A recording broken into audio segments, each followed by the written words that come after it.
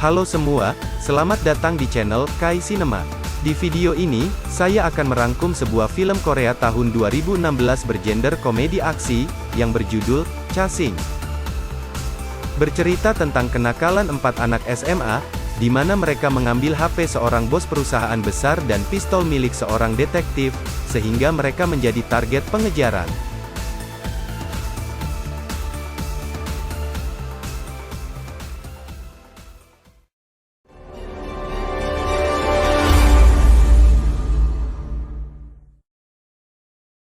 Sebelum dimulai, jangan lupa untuk mensupport channel ini ya, dengan cara mensubscribe dan mengaktifkan loncengnya. Film diawali dengan seorang detektif polisi yang bernama Do Jung Taek, parkir sembarangan di depan sebuah gedung, sehingga dia ditegur oleh juru parkir gedung tersebut.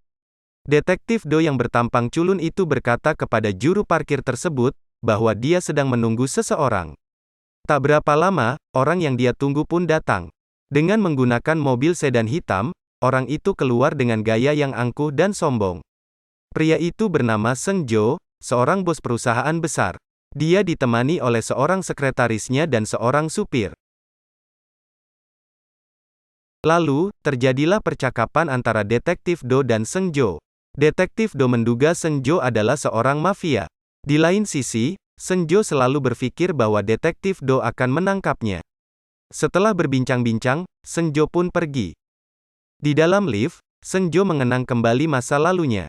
Ternyata dia dan Detektif Do merupakan satu perguruan. Mereka dahulu merupakan teman dekat. Sesampainya di kantor, Seng Jo langsung menyambut rekan bisnisnya. Setelah selesai, saat rekan bisnisnya menuju pintu keluar, Seng Jo diperlihatkan oleh asistennya sebuah laporan bahwa sekretarisnya berkhianat, dan berniat mengambil alih perusahaan. Scene berpindah pada sebuah sekolah SMA, di mana Detektif Do memberikan mentoring kepada murid SMA. Di pertemuan itu, para siswa banyak sekali melakukan pertanyaan yang aneh-aneh, sehingga Detektif Do menjadi pusing dan bingung. Saat Detektif Do menjelaskan, tiba-tiba 2 orang siswa keluar ruangan setelah mendapat telepon dari temannya. Sepertinya teman mereka ada masalah dengan siswa sekolah lain. Di malam hari, saat perjalanan pulang, Seng Jo meminta kepada supirnya untuk berhenti di tengah jalan. Sekretaris dan supirnya bingung, karena tidak biasanya berhenti di tengah jalan. Seng Jo berkata bahwa dia ingin jalan kaki. Mobil pun berhenti. Saat Seng Jo baru mulai berjalan, dia berkata kepada sekretarisnya, "Sampai jumpa." Sekretarisnya bingung, apakah pengkhianatannya sudah diketahui. Seng Jo pun berjalan sambil menelpon. Di tengah perjalanan dia bertemu dengan 4 siswa SMA di sebuah taman. Siswa yang sama yang dimentori oleh Detektif Do. Keempat anak SMA ini sedang kesal, karena beberapa barang mereka diambil oleh siswa sekolah lain. Seng Jo yang melihat itu sedikit tertawa. Salah satu dari anak SMA itu tidak terima dengan aksi tertawa Seng Jo. Maka terjadilah cekcok mulut, di mana akhirnya HP Seng Jo jatuh ke tangan salah satu anak SMA tersebut. Dan mereka tidak mau mengembalikannya. Saat terjadi perselisihan itu, salah satu anak SMA tersebut memukul kepala Seng Jo dengan batu, yang membuat Seng Jo pingsan. Dan mereka mengambil dompet Seng Jo. Saat Seng Jo sadar, mereka pun langsung kabur, dan petualangan seru satu malam dimulai. Tidak jauh dari kejadian itu, Detektif Do sedang berpatroli dengan mobilnya. Tiba-tiba dia berhenti dan kaget melihat Seng Jo berjalan sempoyongan. Seng Jo menceritakan kepada Detektif Do tentang kejadian yang dia alami. Dan mereka pun mulai melakukan pencarian.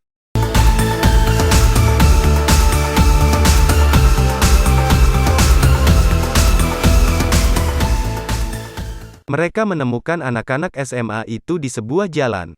Detektif Do yang mengenal anak-anak SMA itu, meminta mereka untuk mengembalikan dompet dan HP Seng Jo. Anak SMA itu mengembalikan dompet tersebut. Lalu Detektif Do menanyakan HP Seng Jo. Mereka malah mempermainkan Detektif Do dan berpura-pura tidak tahu. Anak-anak SMA itu malah menyuruh Detektif Do untuk memperlihatkan pistolnya, kalau memang dia seorang polisi. Dengan terpaksa Detektif Do memperlihatkannya. Dengan gaya ceroboh, Detektif Do menasehati anak-anak SMA itu dengan menggunakan pistolnya, yang mengakibatkan pistol itu jatuh ke tangan anak SMA tersebut dan menjadikannya mainan. Pistol itu jadi rebutan dan meletus. Semua pada terkejut. Sesaat kemudian, anak-anak SMA itu langsung kabur dengan membawa HP Senjo dan pistol Detektif Do. Petualangan berlanjut. Dengan berlari dan berjalan kaki, Detektif Do dan Senjo kembali mencari anak-anak SMA tersebut di sekitar taman. Mereka pun kecapean. Adu mulut pun terjadi di antara mereka dan saling menyalahkan karena kecerobohan masing-masing. Di tempat persembunyian, anak-anak SMA tersebut mulai memikirkan apa yang akan mereka lakukan dengan HP dan pistol yang mereka bawa kabur. Ide jahil pun keluar. Mereka menelpon Detektif Do dan menyuruh Detektif Do dan Senjo untuk pergi mengambil kembali barang-barang mereka yang dirampas oleh siswa sekolah lain. Dan menukarnya dengan HP dan pistol yang mereka ambil. Dengan terpaksa, Detektif Do dan Senjo menurutinya. Mereka pun pergi ke sebuah warnet untuk mengambil barang tersebut. Dan itu tidak gampang. Perkelahian pun terjadi antara mereka dengan anak-anak SMA di dalam warnet.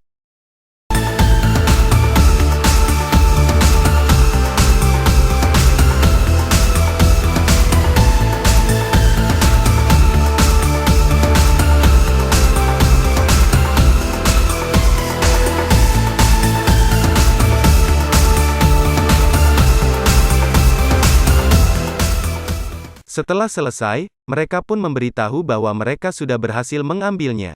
Mendengar itu anak-anak SMA tersebut sangat senang. Mereka pun mulai melakukan barter dengan menggunakan lift di sebuah metro. Anak-anak SMA itu menyuruh Detektif Do dan Senjo mengirim barang mereka ke atas lewat lift, dan mereka akan mengirimkan HP dan pistol ke bawah. Detektif Do dan Senjo yang merasa akan dipermainkan lagi mengabaikannya. Mereka menyusun rencana untuk menangkap anak-anak SMA itu. Dengan cara, yang satu naik lift, yang satu naik tangga. Mereka pun melakukannya. Hanya saja, saat akan keluar dari lift, Senjo dilihat oleh anak-anak SMA tersebut. Yang mengakibatkan mereka ketakutan dan kabur. Pengejaran pun berlanjut lagi.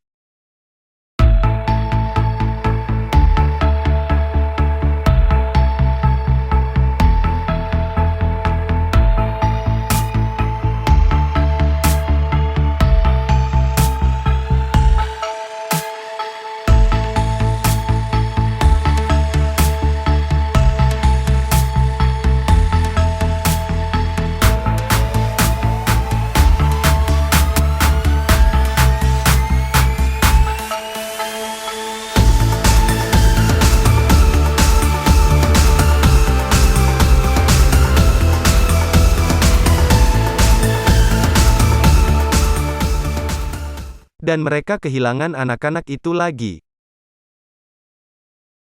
Keisengan anak-anak SMA itu berlanjut. Kali ini mereka meminta menaruh barang mereka di sebuah halte. Dan menyuruh Detektif Do dan Senjo untuk naik bus 340 dan berhenti di halte berikutnya. HP Senjo dan pistol Detektif Do ada di halte tersebut. Dengan terpaksa Detektif Do dan Senjo menurutinya. Tapi ternyata, Detektif Do dan Senjo dipermainkan lagi. Saat berada dalam bus, anak-anak SMA itu bersorak dari luar dan mengambil barang mereka. Detektif Do dan Senjo pun bertambah kesal. Pencarian anak-anak itu berlanjut. Detektif Do dan Senjo pergi mencuri data anak-anak SMA tersebut di sekolah mereka. Hanya saja, saat Detektif Do dan Senjo sedang melakukan pencurian data, mereka ketahuan oleh security sekolah, dan mereka pun kabur. Sekarang terbalik, malah mereka yang jadi target pengejaran. Di depan gedung sekolah, mereka disambut oleh anak-anak berpakaian bisbol dengan sebuah bus, dan membantu mereka untuk kabur dari kejaran security. Senjo pun terpaksa masuk bus tersebut, tapi Detektif Do tertinggal. Di dalam bus, Senjo kaget.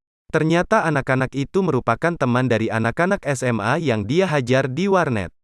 Sekarang mereka ingin menuntut balas.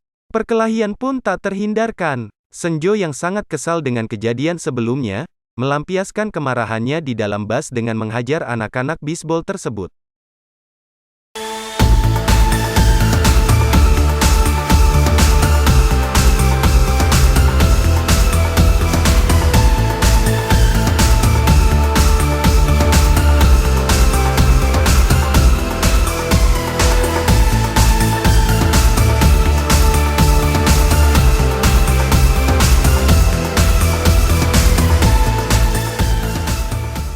Dengan menggunakan mobil ambulan curian, Detektif Do dan Seng Jo kembali melakukan pencarian.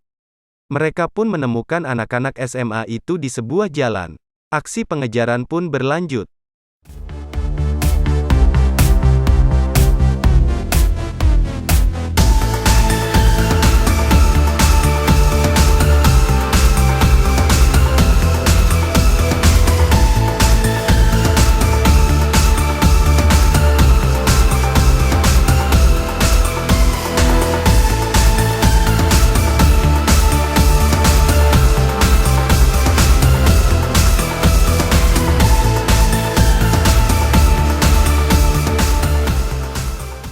Sampai pada akhirnya anak-anak itu tersudut di sebuah gedung parkir. Dengan wajah cemas dan ketakutan, mereka mengembalikan HP Seng Jo dan pistol Detektif Do sambil meminta maaf. Detektif Do memarahi mereka, tapi tidak menangkapnya.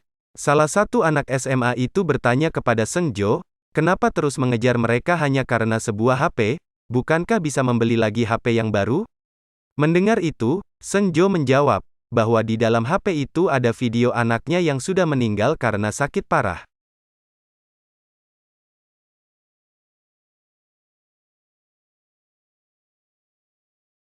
Mendengar itu, semuanya pada menyesal, dan sekali lagi mereka meminta maaf.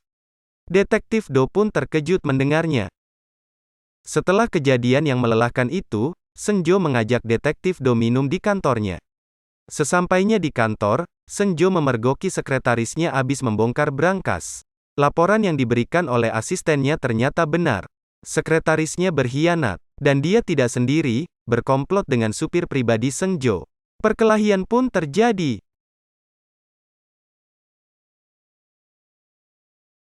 Detektif Do yang sudah kecapean, terpaksa membantu Seng Jo.